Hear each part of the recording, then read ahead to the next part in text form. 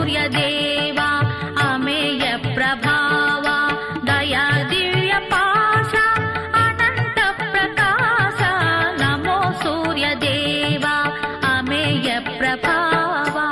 కృష్ణ భగవానుడు చూశాడు, ఆందోళనలో ఉన్నాడు అర్జునుడు. 5 యోధుల్ని కొట్టాలి, కొట్టిన తర్వాత సైంధవుడి దగ్గరికి వెళ్ళాలి, మళ్ళీ సైంధవుడితో యుద్ధం జరగాలి, అప్పుడు ఆయన తల కొట్టాలి. అయిపోతుంది సూర్యాస్తమయం. ఇంత అర్జునుడు, ఇంత గాంధీవి, ఇంత సవ్యసాచి కంగారు పడిపోయాడు. ఎంతటి చీకాకు పడిపోయాడంటే తాను చేసిన ప్రతిజ్ఞ తనకెదురొచ్చి నించుంది. అటువంటి సందర్భంలో కృష్ణ భగవానుడు అన్నాడు వెనక నుంచి, తగన్ చలము పెనగా చనదిక.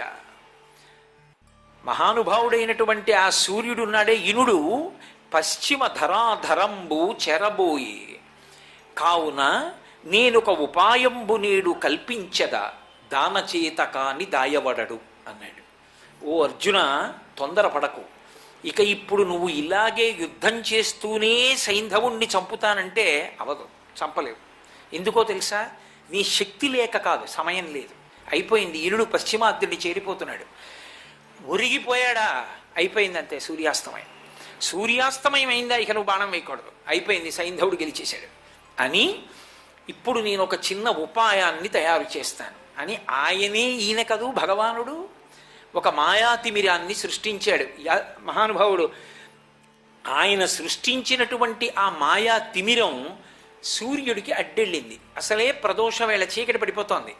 నల్లటి మబ్బులు సూర్యుడిని కప్పగానే చీకటిగా అయిపోయింది. అయిపోగానే ఎవడో అన్నాడు, అయిపోయిందిరా సూర్యాస్తమయం, మనం గెలిచేసామన్నాడు. అనగానే అమ్మయ్యా సూర్యాస్తమయం అయిపోయింది, పశ్చిమ దిక్కుకి సూర్యుడు ఉరిగిపోయాడు. ఉరిగిపోయాడా లేదా ఈయనకి ఎందుకు, పక్క వాళ్ళు చెప్పరు.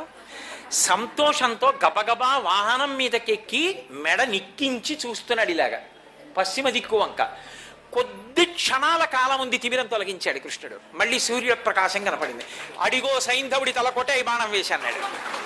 ఎదురుగుండా నిక్కించి కనపడుతున్నాడు కదూ, తగినంత శ్రద్ధతో లేడు. అటు దిక్కు చూస్తున్నాడు, ఇటు తిరిగే లోపల అర్జునుడు బాణం వేసి కొట్టాడు, తెగిపోయిన తల. సైంధవుడి తల తెగి కింద పడుతోంది. కృష్ణుడు అన్నాడు, ఆ తల కింద పడడానికి వీల్లేదు, దాన్ని అలా బంతులాడు కాసేపు ఆకాశంలో అన్నాడు. మళ్ళీ ఎందుకని వృద్ధక్షత్రుడి శాపం ఉంది, ఆ తలకాని కింద పడిపోయింది అనుకోండి, అర్జునుడి తల 100 రక్కలైపోతుంది. అది కింద పడకూడదు. అందుకని బాణాలతో బంతులాడు ఆకాశంలో అన్నాడు. ఎలా అంతసేపు బంతులు ఎలా ఆడతాను? ఒక పక్క బాణం వేసి బంతులాడుతూ ఒక పక్క యోధులతో యుద్ధం చేస్తున్నాడు. వీళ్ళని నిగ్రహించాలి, ఆ బంతికి ఆ తల కింద పడకూడదు. ఏకకాలంలో రెండిటితో ఆడుతున్నాడు. వెనక్కి తిరిగి అడిగాడు, బావా ఎంతసేపు ఆడను ఈ తలతో ఇలా ఆట? ఆయన అన్నాడు, ఇప్పుడు నిన్ను రక్షించగలిగింది పాశుపతాస్త్రం ఒక్కటే. పాశుపతాస్త్రాన్ని తీసి అభిమంత్రించి విడిచిపెట్టా తల మీద. ఎక్కడో వృద్ధక్షత్రుడు ఆ శమంతక పంచకం దగ్గర తపస్సు చేస్తున్నాడు. ఈ తల వెళ్ళి ఆయన ఒళ్ళో పడాలని సంకల్పం చేసి కొట్టన్నాడు. పాశుపతాస్త్రాన్ని విడిచిపెట్టాడు. దాని దివ్య ప్రభావం చేత ఈ తల వెళ్ళి ఎక్కడో శమంతక పంచకం, పరశురాముడు క్షత్రియుల్ని వధించి నిత్తుటితో తర్పణ చేసినప్పుడు ఏర్పడినటువంటి శమంతక పంచకం దగ్గర తపస్సు చేసుకుంటున్నటువంటి సైంధవుని యొక్క తండ్రి అయిన వృద్ధక్షత్రుని యొక్క ఒళ్ళో పడింది.